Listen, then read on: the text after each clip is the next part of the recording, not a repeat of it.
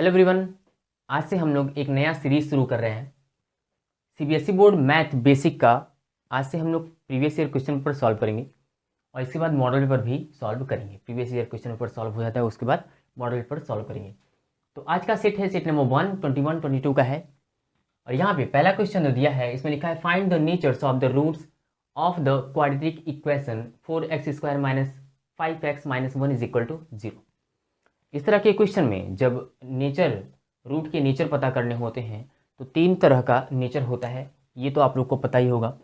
तो पहला जो है देखिए, डी अगर 0 से छोटा हो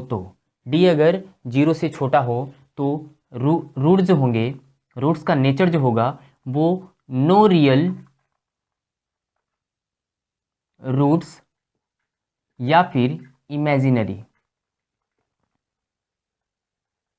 ये तब जब डिस्क्रिमिनेंट यानी डी जो है वह 0 से छोटा होगा तब। ठीक, अगर डी इक्वल है 0 के तो equal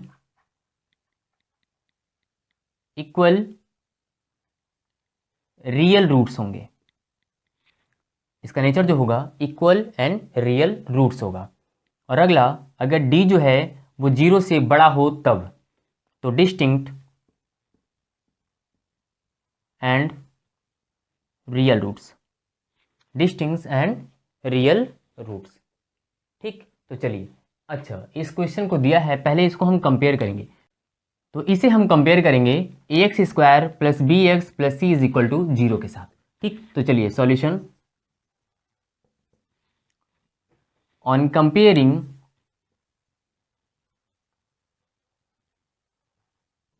the above equation with, क्या बताया हमने, ax² + bx + c = 0। इसके साथ इसको करना है कंपेयर। जो x² के मल्टीपल में होगा वो होगा a की वैल्यू कितनी होगी, x² के मल्टीपल वाला जो होगा वह क्या होगा a, और b जो होगा x के मल्टीपल में जो होगा वो b होगा, और लास्ट का c होगा। ठीक, then we get a = a, x के मल्टीपल में क्या है 4, तो a की वैल्यू कितनी हो गई 4, और b यहाँ पे x के मल्टीपल में जो है वो -5 है, तो यहाँ पे क्या होगा -5, एंड देन c = -1। ये निकल के आया हमारा a, b और c का वैल्यू। ठीक, तो चलिए अब इसको करना है, इसके डिस्क्रिमिनेंट वाले फॉर्मूले में इसको पुट करना है। डिस्क्रिमिनेंट का फॉर्मूला क्या होता है, b² - 4ac। इसको हम लोग यहाँ से जो वैल्यू निकाल रखे हैं इसमें ले जाके पुट करेंगे। ठीक है, तो यहाँ पे b² मतलब -5² -4 इंटू a की वैल्यू जो है 4 इंटू c की value -1। 5 5 = 25, -4 4 = 16, 16 1 = 16, minus into minus plus 16 and 41। ये d की वैल्यू जो आई है वो कितना आया है, 0 से ज़्यादा। अब यहाँ पे देखिए, जो मैंने स्टार्टिंग में बताया, क्या बताया कि अगर रियल जो रूट्स हैं उसका नेचर 0 से, अगर डिस्क्रिमिनेंट जो होगा वो 0 से छोटा होगा तो नो रियल रूट्स या फिर इमेजिनरी रूट होगा, और d जो होगा वह 0 के बराबर होगा, इक्वल होगा तो इक्वल रियल रूट्स होंगे, और डिस्क्रिमिनेंट अगर 0 से बड़ा होगा तो डिस्टिंक्ट एंड रियल रूट होगा। तो यहाँ पे वैल्यू जो आया है 41 आया है, मतलब d की वैल्यू 0 से बड़ा है, d का वैल्यू 0 से बड़ा है, तो रूट्स क्या होगा, hence the root, the nature of the roots are distinct and real। ये रहा पहले क्वेश्चन का सॉल्यूशन। तो आप स्क्रीनशॉट ले लीजिए पॉज करके वीडियो, और चलिए अब अगला क्वेश्चन हम लोग सॉल्व करते हैं। चलिए अब क्वेश्चन नंबर 2 सॉल्व करते हैं। और question number 2, which term of the AP 3, 8, 13, 18 is 78। Arithmetic progression वाला क्वेश्चन है, अर्थमेटिक प्रोग्रेशन वाले चैप्टर का क्वेश्चन है। यहाँ पे लिखा हुआ है कि कौन सा टर्म 78 होगा। ठीक, इस तरह का क्वेश्चन दिया हो तो आपके माइंड में सबसे पहला सॉल्यूशन जो फॉर्मूला आना चाहिए वो क्या, Tn is equal to A plus N minus 1 D. ये है फॉर्मूला। किसी भी क्वेश्चन में अगर टर्म पूछा है कि कौन सा टर्म है तो उसे बताने के लिए ये फॉर्मूला यूज किया जाता है। चलिए पहले क्वेश्चन सॉल्व करते हैं, फिर उसके बाद बताते हैं। देखिए यहाँ पे टी एन यानी लास्ट टर्म जो है वो कितना दे रखा है, Tn, या फिर इसको कह सकते हैं last term is equal to 78। हमने इसको कितना मान रखा है, लास्ट टर्म जो होगा वो 78 ही होगा। ठीक, ए की वैल्यू कितनी है, ए जो AP होता है उसका स्टार्टिंग का नंबर जो होता है वही होता है ए, ये हो गया ए। और डी कितना, डी इज इक्वल टू इसमें से यानी A2 जो है उसमें से A1 को माइनस करेंगे तो आ जाए हमारा D। तो 8 minus 5 is equal to 8 minus 3 is equal to 5। D की वैल्यू कितनी आ गई, 5। ये रहा हमारा, सब कुछ पता चल गया। अब हमें पता क्या करना है, n ही पता करना है। और इसमें इस सारे नंबर्स को यानी Tn को L भी लिखा जा सकता है। ठीक, आप Tn भी लिख सकते हैं और L भी लिख सकते हैं। Tn को, A को और D को ले जाके पुट करेंगे तो आंसर जो है वो आ जाएगा। चलिए पुट करते हैं वैल्यू। Tn की जगह पे लिखते हैं 78 इज इक्वल टू 3 प्लस n माइनस 1 इंटू D मतलब 5। अब इधर 75 is equal to n minus 1 into 5, ये जो था इसमें आके सब्ट्रैक्ट हो गया। ठीक, अभी ये मल्टीपल में है, मल्टीप्लाई हो रहा है, इस साइड आया तो डिवाइड करेंगे तो कितना हो जाएगा 15। कितना हो जाएगा 15, n माइनस 1। इधर ये माइनस में है यानी इस साइड आया तो प्लस में, यानी 15 plus 1 is equal to n और 16 is equal to n। n term जो है, ये टर्म जो आया है वो कितना आया है 16th। आंसर जो होगा वो 16th टर्म इज 78। ये रहा आंसर। ये था क्वेश्चन नंबर सेकंड का ए कहने का मतलब। चलिए इसके बाद बताते हैं ए क्या है, बी क्या है। ठीक है, चलिए इस क्वेश्चन का आप लोग स्क्रीनशॉट ले लीजिए पॉज करके, और इसके बाद हम लोग अगला क्वेश्चन सॉल्व करते हैं। चलिए अब अगला क्वेश्चन सॉल्व करते हैं। अगला क्वेश्चन दिया है सेकंड बी यहाँ पे लिखा हुआ है। यहाँ पे आपके जो पेपर है उसमें ऑप्शनल है, मतलब सेकंड ए सॉल्व करिए या फिर सेकंड बी। ठीक, कोई एक सॉल्व करना है। हम दोनों बता देने क्वेश्चन कि फाइंड द कॉमन डिफरेंस। क्या निकालना है, कॉमन डिफरेंस निकालना है। क्या निकालना है, कॉमन डिफरेंस, मतलब डी पता करना है। डी कितना है वही पता करना है। Of an AP whose N term is given by an is equal to 6n minus 5। N term दिया है, कितना दिया है, an is equal to 6n minus 5। अब कह रहा है कि क्या निकालिए, d की वैल्यू बताइए। ऐसा क्वेश्चन जिसमें n टर्म दिया हो और d का वैल्यू पता करना हो तो n को हम कोई भी नंबर मान लेंगे। ठीक है, कंसेक्यूटिव नंबर मानने हैं। n इज इक्वल टू 1 मानते हैं तो अगला नंबर जो होगा n इज इक्वल टू 2 होगा। चलिए सॉल्व करते हैं। Solution number second B. ठीक, तो यहाँ पे दिया है an is equal to 6n minus 5। तो हमने बताया कि n को हम मानेंगे for n is equal to 1। आप यहाँ पे कोई भी नंबर ले सकते हैं, 2, 3, 4, 5 कुछ भी, लेकिन अगला नंबर जैसे हम यहाँ पे पहला सॉल्व करेंगे n इज इक्वल टू 1 रखे, तो अगला जब सॉल्व करेंगे तो n इज इक्वल टू 2 रखेंगे। ठीक, तो अगर आप 5 लेते हैं तो अगला नंबर 6 लेना होगा। ठीक है, अब यहाँ पे पुट करते हैं वैल्यू a, जहाँ जहाँ पे n है वहाँ पे क्या हो जाएगा 1। a1 is equal to 6 into 1 minus 5 is equal to 6 minus 5 is equal to 1। a1 कितना आ गया 1, a1 इज इक्वल टू 1।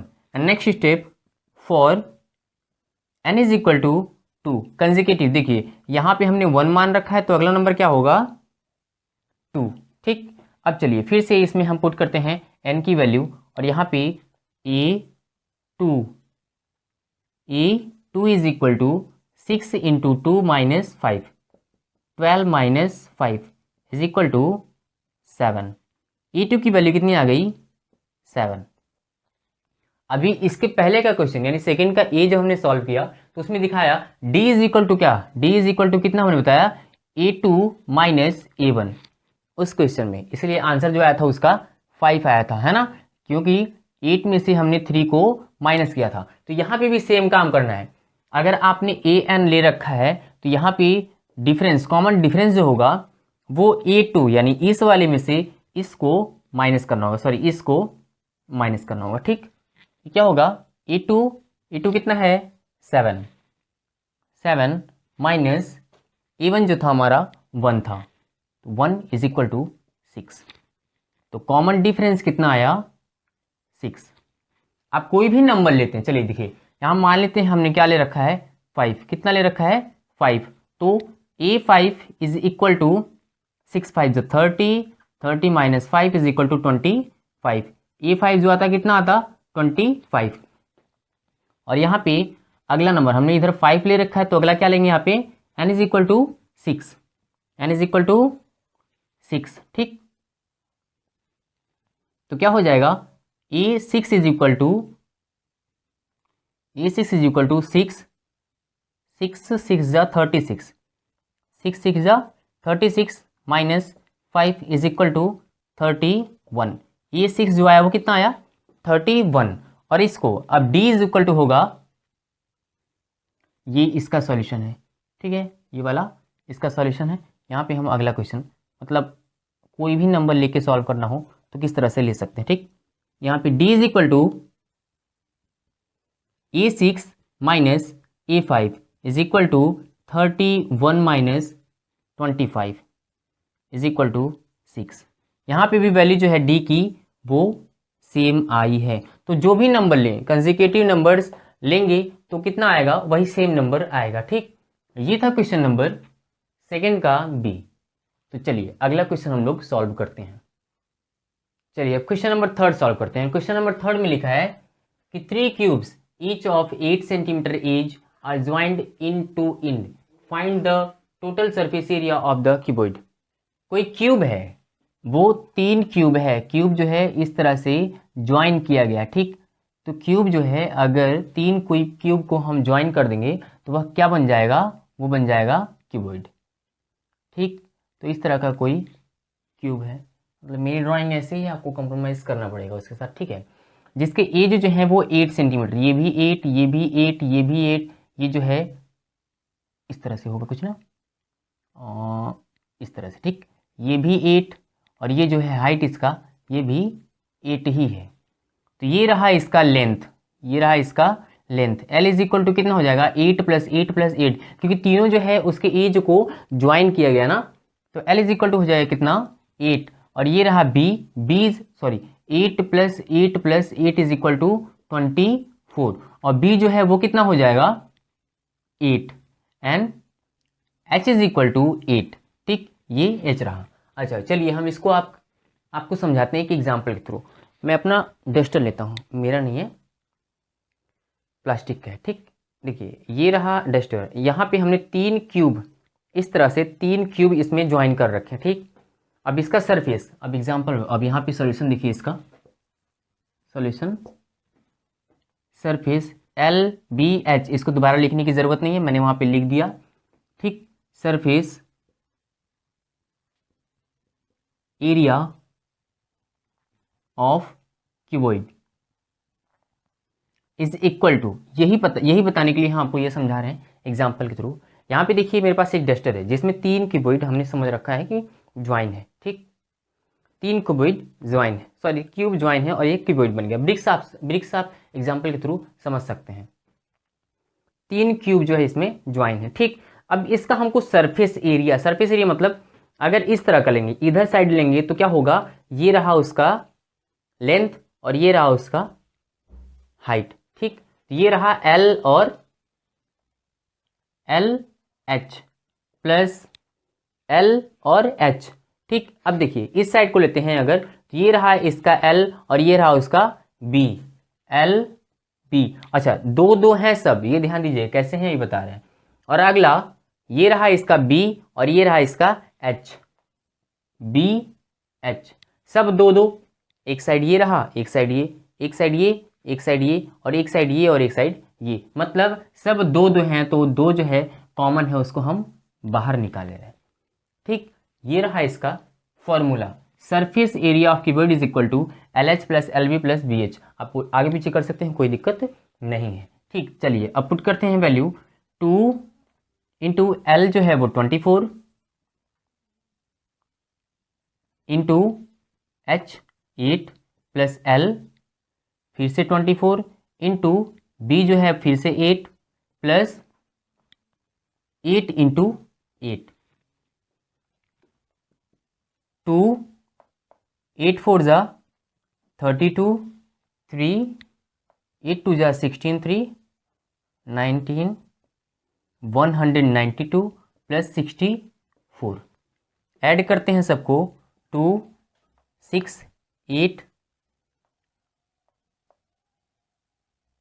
18 6 24, 2 2 4, ये रहा, और यहाँ पे 8 2 जा 16, 6 1 4 2 जा 8 1 9 4 2 जा 8।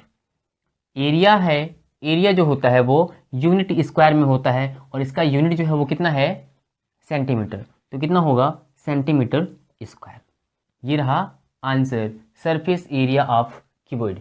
चलिए अब क्वेश्चन नंबर 4 सॉल्व करते हैं। क्वेश्चन नंबर 4 में दिया है, 4 का ए है, ठीक है, ये भी ऑप्शनल है, 4 का ए एंड 4 का B. In figure 1 perimeter of triangle PQR is 20 centimetre, find the length of the tangent PA। ये जो सेंटा क्लास की तरफ बना हुआ है ना, ये मैं नहीं बना हूँ, मेरे आपके साइंस वाले टीचर बनाए, साइंस वाले टीचर आपको पढ़ाएंगे जो साइंस, वो बना है। ठीक, तो झिंगल बिलवा सेंटा क्लास नहीं है, यह ट्राइंगल है। ठीक, ट्राइंगल जो बना है PQR, इसका पेरीमीटर जो दिया है वो कितना दिया है, 20 सेंटीमीटर का। कहाँ भाई, ये रहा 20 सेंटीमीटर। ठीक, PQR is equal to 20 centimetre दिया है, तो कह रहा है बताइए कि PA का लेंथ जो है वो कितना होगा। ठीक, सबसे पहले हम आपको बता दें एक चीज कि अगर किसी सर्कल पे होप कि ये फिगर आपको दिख रहा हो, ये मेरा वाला सेंटा क्लास ये दिख रहा हो, यहां से किसी भी एक्सटर्नल पॉइंट से अगर टेंजेंट ड्रॉ किया गया है किसी सर्कल पे, तो ये मान लीजिए P है और यहाँ पे A और ये B। ठीक, किसी भी एक्सटर्नल पॉइंट से सर्कल पे कोई टेंजेंट ड्रा किया गया है, टेंजेंट बनाया गया है, तो उसका लेंथ जो होगा वो बराबर होगा, मतलब PA is equal to PB होगा। यहां से यहां तक की दूरी और यहां से यहां तक की दूरी जो होगी वो इक्वल होगी। ठीक, इसको याद रखिएगा, इसको इस क्वेश्चन में। चलिए अब सॉल्यूशन सॉल्व करते हैं इस वीडियो को। देखिए, perimeter of triangle PQR is equal to 20 centimetre, 20 centimetre कैसे पता, गिवन है, कैसे पता, गिवन है। तो देखिए ट्राइंगल PQR को हम लोग लिख सकते हैं PQ plus QC plus RP, PQ plus QR plus RP is equal to 20 centimetre. जो पेरीमीटर पूरा दिया था हमने उसको साइड साइड अलग कर लिया। ठीक, अब यहां से PQ, इसको तो कुछ नहीं करना, यहां पे देखिए QR जो है, QR के बीच में यहां पे एक पॉइंट दिया हुआ है C। क्या दिया हुआ है, C। चलिए यहां पे देखिए इस तरह से बना है, यहां पे यहां से यहां तक की दूरी जितनी होगी, अगर हम इसको ब्रेक करके क्या लिख सकते हैं, मान लीजिए ये 5 सेंटीमीटर का है, कितना, चलिए 10 सेंटीमीटर मान लेते हैं, कितना 10 सेंटीमीटर का है, तो क्या हम इसको ब्रेक कर दे अगर, तो क्या लिख सकते हैं 5 प्लस 5, 5 प्लस 5 लिख सकते हैं इसको कि नहीं। ठीक इसी तरह से यहाँ पे QR को हमने ब्रेक करके लिख दिया, क्या लिख दिया, QC plus CR, QC plus CR, PQ plus QC C plus C R, इसको अलग अलग कर दिए, plus R P is equal to 20 centimetre. ठीक, अब देखिए यहाँ पे, अब इस पॉइंट को देखते हैं। यहाँ पे ये हमने क्या बताया था यहाँ पे कि किसी भी एक्सटर्नल पॉइंट से सर्कल पे ड्रॉ किया गया टेंजेंट बराबर होता है। क्या होता है? बराबर। तो क्या इसके लिए ये जो टेंजेंट है यहाँ पे, इस तरह से जो ये टेंजेंट बना हुआ है, ये पॉइंट एक्सटर्नल पॉइंट क्यू से ड्रॉ नहीं किया गया है? क्यू से ड्रॉ किया गया है कि नहीं? यहाँ पे देखिए ये और ये जो है एक्सटर्नल पॉइंट क्यू से ड्रॉ किया गया ना, मतलब क्यू सी इक्वल होगा क्यू ए के। इस ड्राइंग को मत देखिए, ये ड्राइंग गलत बना है। ये भी देखिए, सिर्फ एक्सटर्नल पॉइंट से टेंजेंट जो होते हैं, ड्रॉ किया गया टेंजेंट इक्वल होता है। तो क्यू सी जो होगा वो बराबर होगा क्यू ए के। तो क्या हम क्यू सी की जगह पे लिख सकते हैं? इस क्यू सी की जगह पे हम लिख सकते हैं क्यू ए। ये हो गया पी क्यू, इसमें कुछ नहीं करना, प्लस क्यू ए। और ये सी आर, यहाँ पे सी आर जो दिया है, इसकी जगह पे हम लिख सकते हैं आर बी। क्यों? क्योंकि टेंजेंट जो है आर से, एक्सटर्नल पॉइंट आर से टेंजेंट बनाया गया है, ये आर सी और आर बी। तो आर सी जो होगा वो बराबर होगा, इक्वल होगा आर बी के। क्यों? क्योंकि एक ही एक्सटर्नल पॉइंट से ड्रॉ किया गया टेंजेंट है। तो यहाँ पे भी लिख दे रहे हैं हम क्या, इसकी जगह पे R B plus R P is equal to 20 centimetre लिख दिए। अब देखिए यहाँ से P Q plus Q A, ये जो लाइन है इसको ब्रेक करके लिखा गया है यहाँ से यहाँ। तो क्या हम इसको डायरेक्ट इस तरह से लिख सकते हैं? पी ए लिख सकते हैं, पी क्यू प्लस क्यू ए को हम लोग लिख सकते हैं पी ए। हाँ लिख सकते हैं। क्यों लिख सकते हैं? क्योंकि ये जो है इसको ब्रेक करके लिखा गया है। जैसे यहाँ पे था एक इतना बड़ा लिखा था क्यू आर, इसको हमने ब्रेक कर दिया। ठीक है, इस तरह से पहले से ही ब्रेक करके लिखा हुआ है, इसको हम लोग ज्वाइन कर देंगे। तो ये क्या हो जाएगा, पी ए प्लस यहाँ पे पी आर बी, तो हम इसको ज्वाइन कर देंगे। क्या हो जाएगा, पी, ये देखिए P R plus R B, तो हम इसको ज्वाइन कर देंगे तो ये हो जाएगा P B is equal to 20 centimetre. अब आ जाइए एक नया एक्सटर्नल पॉइंट, ये एक्सटर्नल पॉइंट है पी। क्या है? पी। एक्सटर्नल पॉइंट पी से टेंजेंट ड्रॉ किया गया है पी ए और पी बी। यहाँ पे हमने क्या बताया था कि एक्सटर्नल पॉइंट से ड्रॉ किया गया टेंजेंट जो होता है वो इक्वल होता है, मतलब पी ए बराबर होगा पी बी के, पी ए बराबर होगा पी बी के। तो क्या इस पी बी की जगह पे हम लिख सकते हैं पी ए प्लस पी ए। ये पी ए क्या कहाँ से आया? क्योंकि पी बी जो है वो बराबर है पी ए के, एक ही एक्सटर्नल पॉइंट से ड्रॉ किया गया टेंजेंट है। ठीक, तो इज इक्वल टू 20 सेंटीमीटर। अब ये 2 पी ए हो जाएगा, P A plus P A is equal to 2 P A is equal to 20 centimetre, है ना? 20 सेंटीमीटर कैसे हुआ? ये पी ए 2 पी ए हो गए। ठीक, इज इक्वल टू, अब ये 2 जो है मल्टीप्लाई में है, इस साइड है तो डिवाइड हो जाएगा। P A is equal to 20 divided by 2 is equal to 10 centimetre. तो पी ए की वैल्यू कितनी आ गई?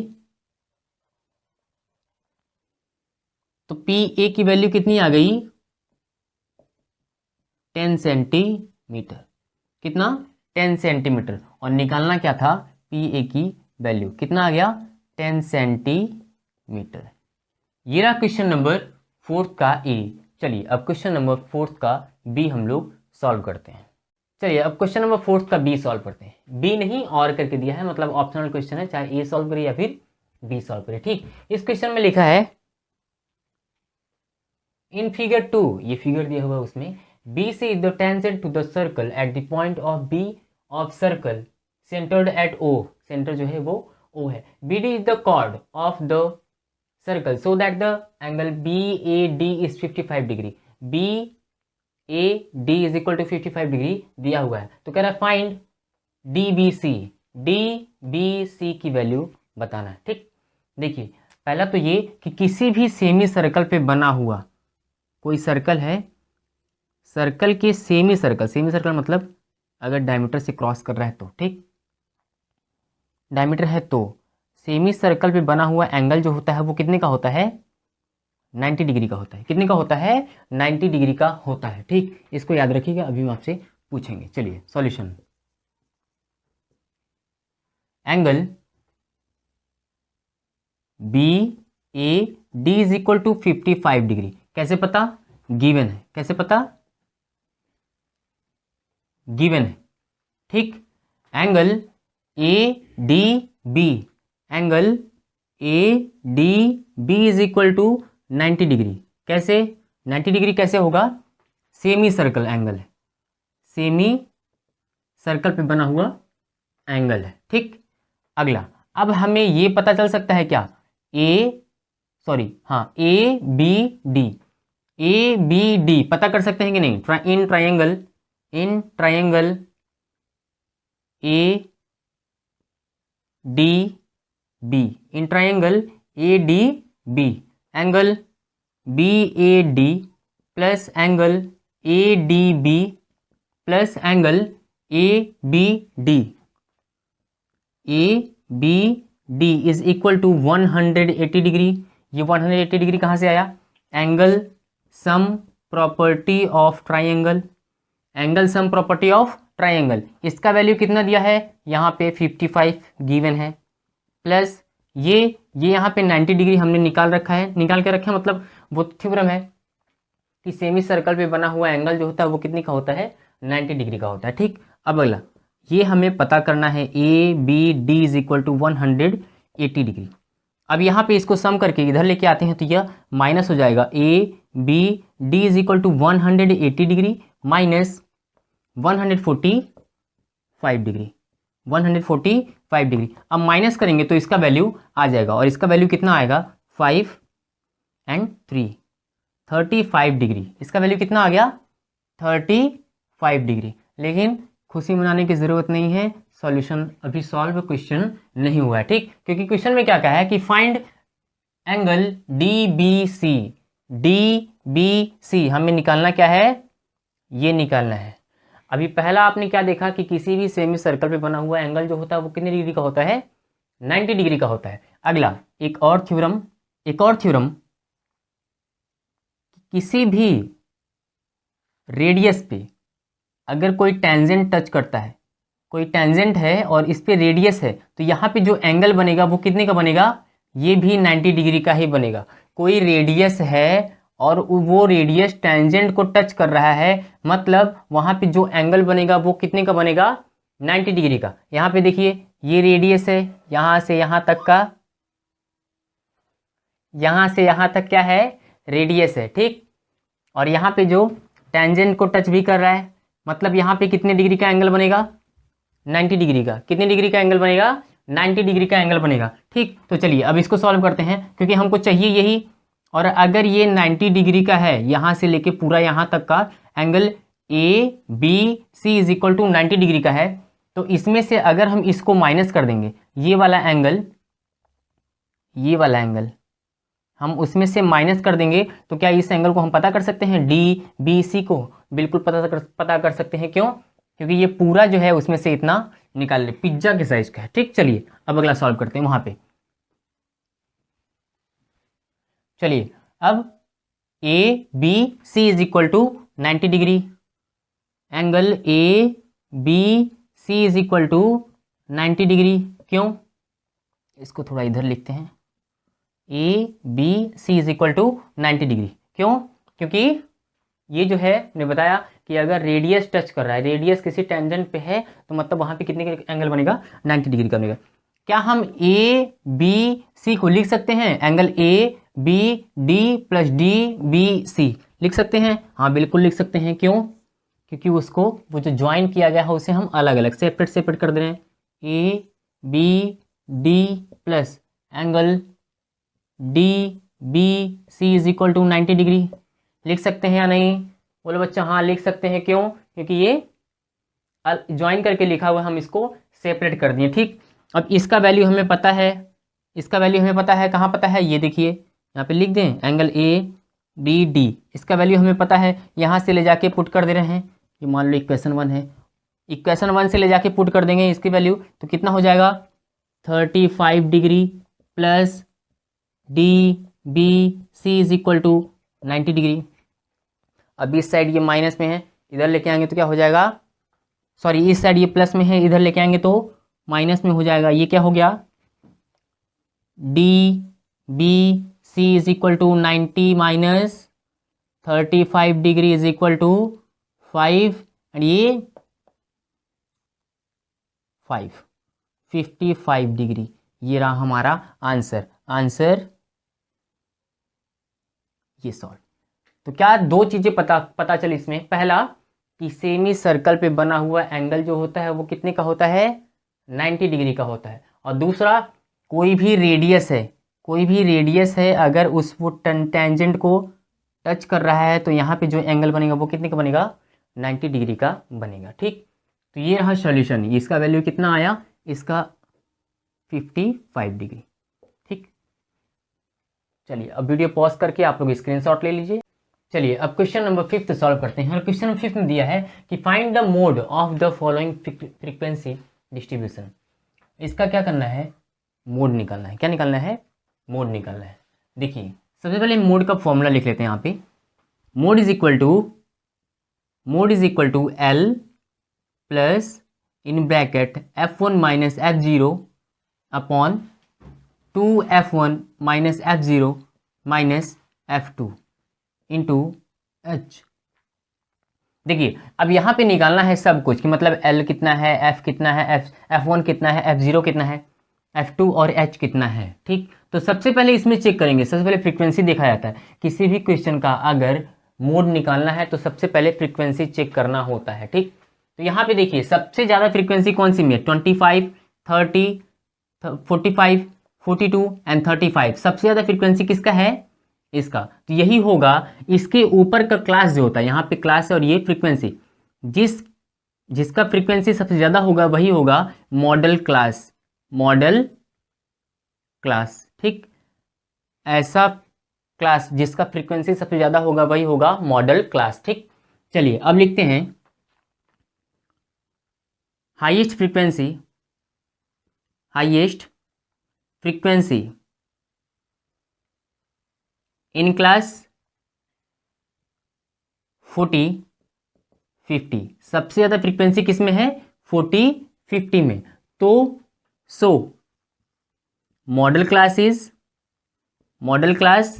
Is equal to 40 and 50।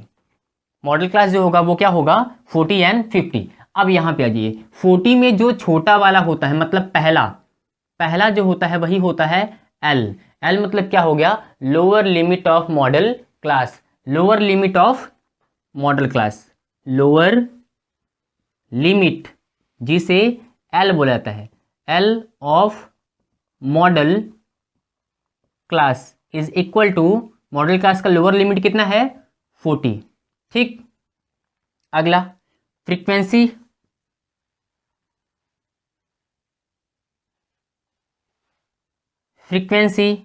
Of the modal class जिसे हम बोलेंगे F1। F1 is equal to frequency, modal class का फ्रीक्वेंसी कितना है? 45। ठीक, अब इस मॉडल क्लास के ठीक पहले वाला जो होगा, मतलब ये वाला क्लास, ये क्या होगा? इसका फ्रीक्वेंसी जो होगा इसे बोलेंगे F0। कितना बोलेंगे? F0। और मॉडल क्लास के बाद वाला फ्रीक्वेंसी जो होगा वह कहलाएगा F2। यानी फ्रीक्वेंसी ऑफ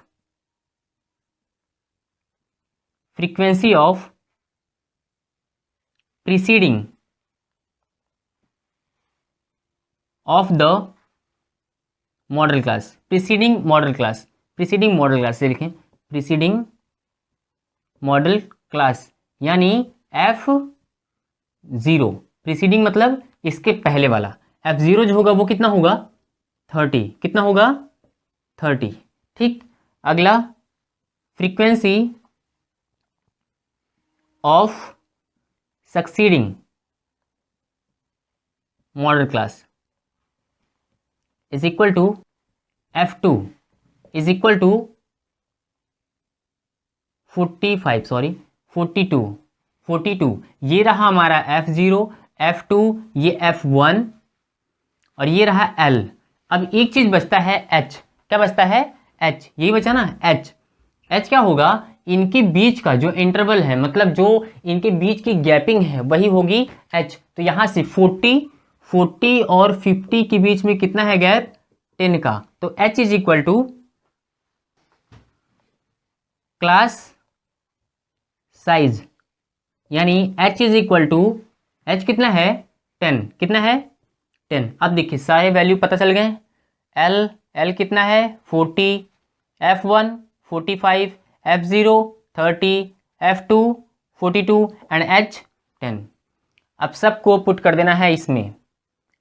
मोड कितना है, mode is equal to L plus F1 minus F0 upon 2 F1 minus F0 minus F2 into H।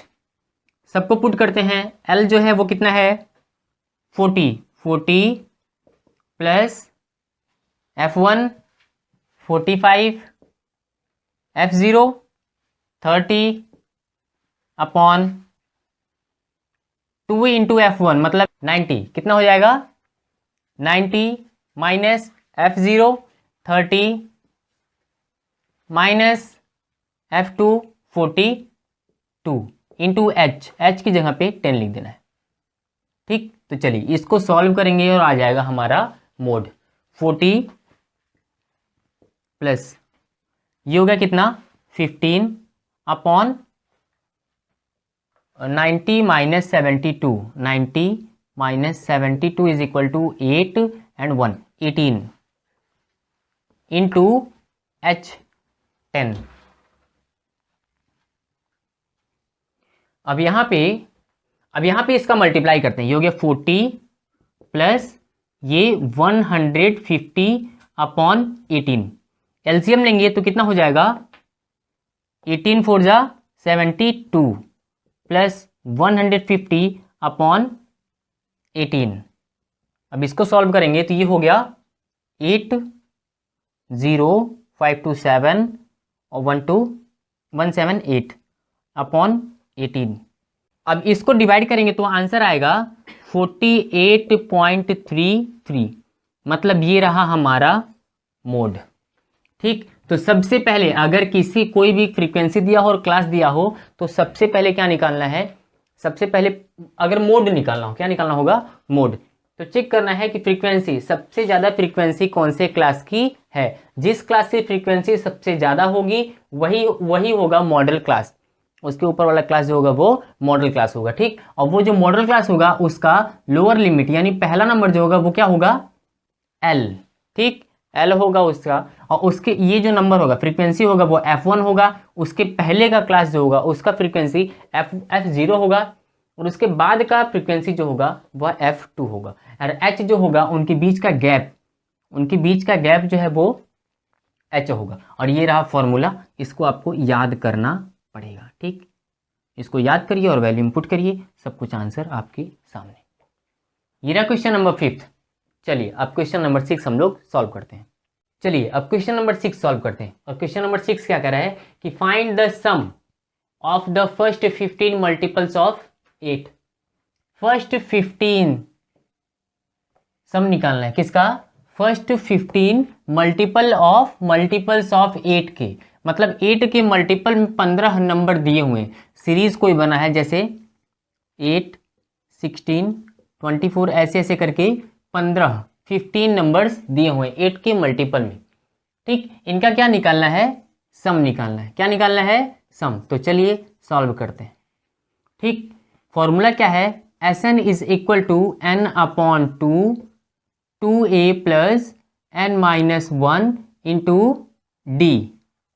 ये रहा फॉर्मूला। अच्छा, इसका एक और फॉर्मूला है, अगर लास्ट टर्म पता हो या फिर लास्ट टर्म निकाल सकते हो तो, ठीक, वो क्या है, n/2 a प्लस एल, ये है फॉर्मूला।